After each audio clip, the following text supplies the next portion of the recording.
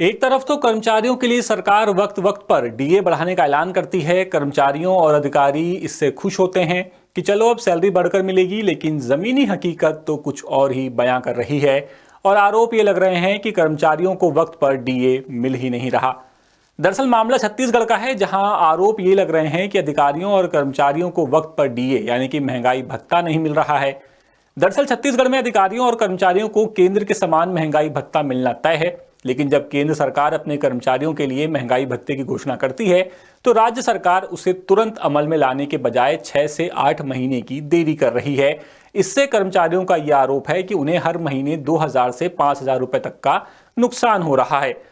और अब सरकार ऐसा क्यों करती है, इसका जवाब उसे हाईकोर्ट में देना है, क्योंकि हाईकोर्ट में छत्तीसगढ़ कर्मचारी अधिकारी फेडरेशन ने याचिका दायर कर दी है और ये आरोप लगाए हैं कि जो सरकार है वो ऐसा जानबूझ करके कर रही है, जिस पर हाईकोर्ट ने अब सुनवाई करते हुए सरकार से अपना पक्ष मांगा है और 4 हफ्ते का उसे वक्त दिया है।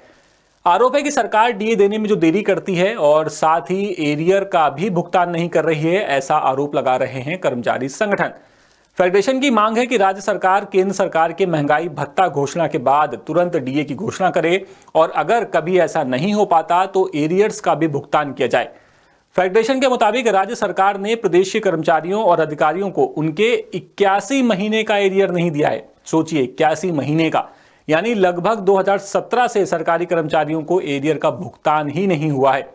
इस मामले में 10 सूत्र से छत्तीसगढ़ अधिकारी फेडरेशन ने कहा है कि इसे रोकने के लिए बीते विधानसभा चुनाव के दौरान बीजेपी ने कर्मचारियों से वादा किया था। मोदी की गारंटी नाम से घोषणा पत्र में इस बात का जिक्र भी किया गया था, लेकिन अब सरकार बनने के बाद वो भूल गए हैं, ऐसा इनका आरोप है। बता दें कि हाल ही में सुप्रीम कोर्ट ने डीए यानी कि महंगाई भत्ता और डीआर यानी कि महंगाई राहत को कर्मचारियों और पेंशनरों का वैधानिक अधिकार माना है। इसी के आधार पर सरकारों को जल्द भुगतान करने का आदेश दिया गया था, लेकिन जिस तरह से आरोप लग रहे हैं सरकार के ऊपर कि 81 जो एरियर्स हैं वो पेंडिंग पड़े हुए हैं, तो इससे वाकई में कई गंभीर सवाल खड़े हो रहे हैं। फिलहाल इस खबर में इतना ही। ये खबर रायपुर से हमारे विशेष संवाददाता विनय वर्मा लेकर के आए थे। अपडेट्स के लिए आप बने रहिए 10 सूत्र के साथ। नमस्कार। लेटेस्ट,